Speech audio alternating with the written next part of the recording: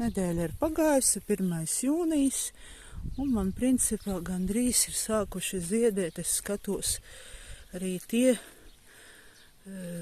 tomātiņi, kuri vēl neziedēja.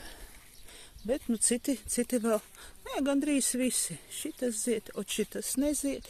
Kur šitā pazarīte ir jāņem laukā. Es uz divām galotnēm nelaidīšu, tā ka šodien man ir jāpārskata vēlreiz pazares visas.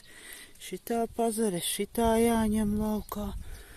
Tā, šitā arī ir jāņem laukā, un tā ka visiem būs pazares jāpārskatās.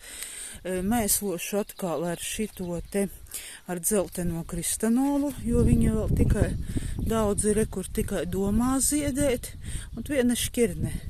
Jā, šitas vēl nezied, šitas jau zied, jā, jau ziediņi ir.